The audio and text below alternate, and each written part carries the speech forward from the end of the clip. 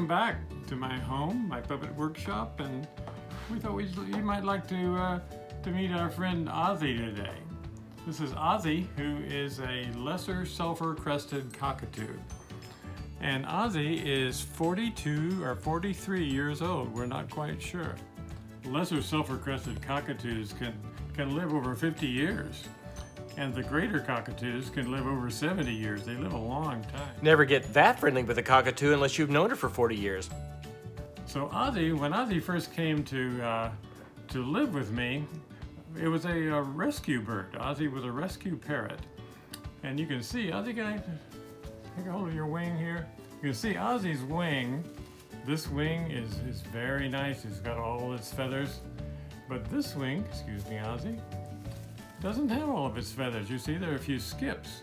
So Ozzie would not have lived well in the wild, and it's very good to rescue animals. Ozzie was a rescue cockatoo, but there are a lot of rescue dogs and cats out there that you could work with. There's an interesting thing about Ozzie that I've been reading recently in a book called The Rise and Fall of the Dinosaurs. And the author of this book says that some of the dinosaurs never died out, never became extinct, but they became birds. So Ozzie, we're thinking, might have been something like this dinosaur, which is a Protoceratops. Does that look a little bit like Ozzie?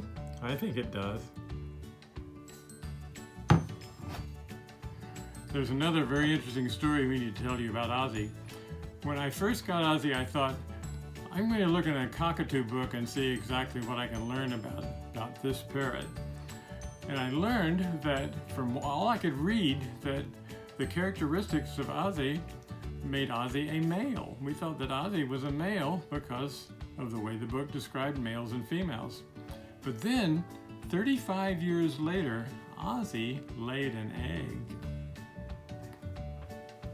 Do you think that Ozzie's a male or a female? I think Ozzie is a female for sure. And the interesting thing about that is that I'm sure that Ozzie knew what she was all along. We were the ones that made the mistake. But Ozzie knew exactly what she was created to be. And we can learn from Ozzie because people have the same kind of problems sometimes. Sometimes people love other people for what they want them to be, not what they are. But that's not the way that love works, is it, Ozzie? Do you think it is? Oh, I don't think that's the way it works at all. Ozzie's very agreeable, isn't she?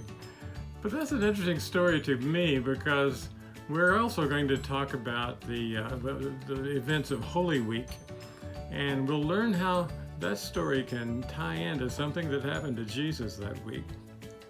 Well, Ozzie, I wonder what Charlie and the mouse, you know, the little mouse, his name is Maxie. I wonder what they're doing today because they're going to be getting some things together for us for this story that we're going to be telling. Will you tell it with me? Will you? Will you? Good for you. Thank you so much. Thank you. So anyway, it was all over the rug, and you should see the look on my mother's face. It's like I would never give my cat that much water again. It was, oh hi! Today I'm just sitting here talking to Maxie about our lesson with Mr. Dan and what we're going to do this week and everything. Maxie is so excited, aren't you, Maxie? This is so much fun. So Maxie, what I'm doing here is I'm looking through some drawings on the computer and the PowerPoint to see which one of these we could make into a coloring sheet. And you know, we always have discussion questions because it's the Palm Sunday and Holy Week presentation, and we have all these pictures here to look for. Oh, these fun, aren't they? So I'm having a really good time. Are you having fun helping Mr. Dan? I thought you were. You get really excited for a non-paid mouse. Are you union? I don't think so. Okay, so that's good to know. It's like if you were, we'd have to pay you royalties, and we're not going to do that. So there we go. So, what do you have this week?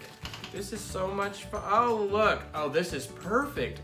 It's the tomb. Let's open this up here. The tomb, and we got what are these kind of flowers? Do you know? You can't say, can you? Do you know what kind they are, right? Where there's the tomb there, and these are daffodils, or are these lilies? I think these are lilies, aren't they? Yes, because that's appropriate for Easter. So there's that, and we're still. Oh, there's all kinds of pictures on this.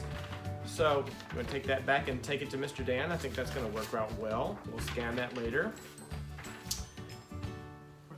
And now, so what are we doing with the website? Are we doing it? Do you have the downloads ready for the website again? Have you done all your work for that?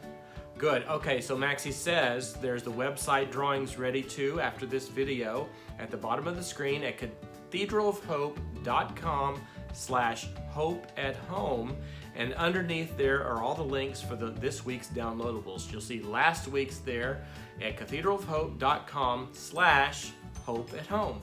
So have a good time with that. Okay, you happy with that, Maxie? Great, thanks so much. See you next time. Well, Charlie and Maxie are really busy, aren't they? They're getting a few things together to help us tell this story. And this story begins with Palm Sunday, which is the beginning of a week that we call Holy Week. And since a palm is a kind of a plant, we asked our friend Daffy Dill to come here and talk to us. Well, hi, Mr. Dan. How are you? Very well, Daffy. How are you? Oh, Oh, well, Excuse me. Oh, yes. It's that time of year. I had to sneeze into my leaves. Yes, you did. You noticed that Daffy sneezes into her leaves just as we should be sneezing into our sleeves. That's a play on words. Yes, it is. I love indeed, yes. So, since we're here together, I was wondering, why do you have a cold? Or what's the problem? No, it's that time of year again. That season, the allergy season for most people, but for me, I've got pollen in my nose all the time. See? I can see you've got pollen in your nose. Yes. Well, we're about to tell the story about Palm Sunday and about palm branches. Do you have any friends that are palms or lilies or anything like that? Probably a cousin or two in there. Yeah, well, that's good.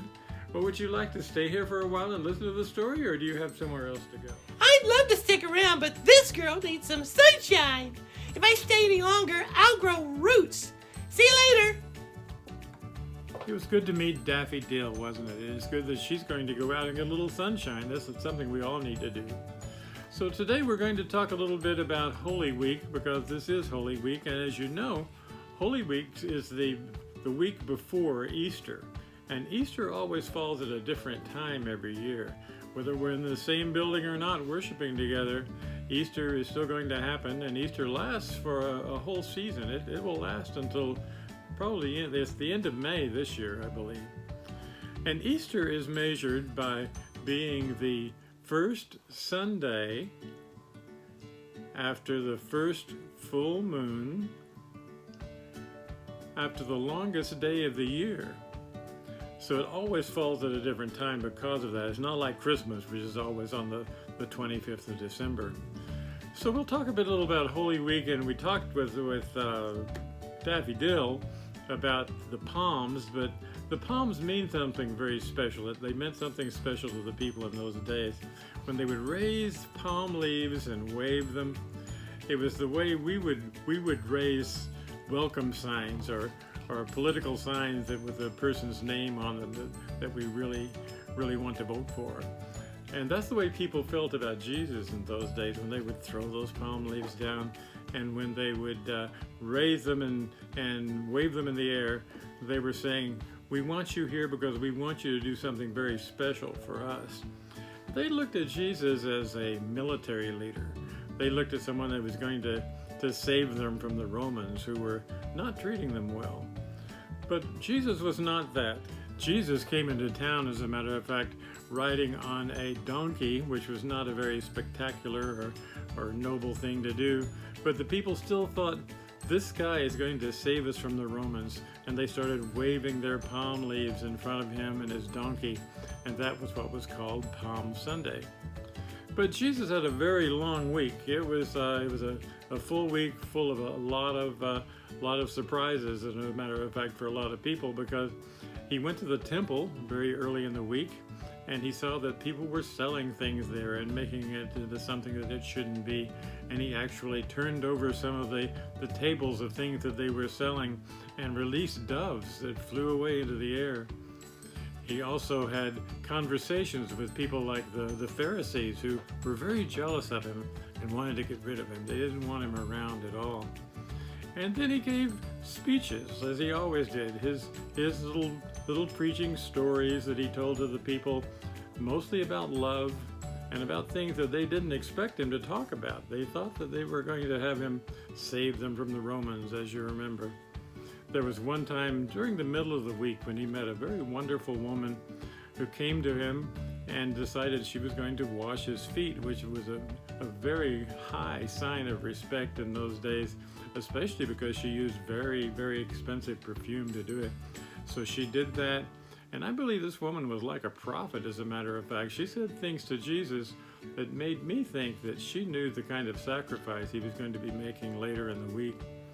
The next day was the day we now call Maundy Thursday, when Jesus introduced Holy Communion to his followers and was betrayed by one of them.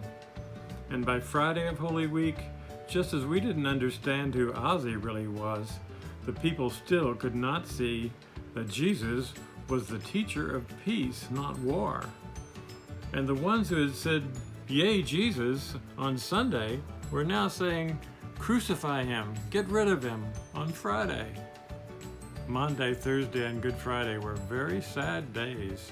Maxie is actually going to be getting the communion elements together for us today so that we can actually celebrate that together. We know that the Maundy, Thursday is certainly not the end of Holy Week. It ends with Good Friday. And there are a lot of stories that we can tell about that as well, but your parents might want to talk to you about that too. We're going to really think about Easter more than anything, because we know that Maundy, Thursday, and Good Friday were not the end of the book, were they?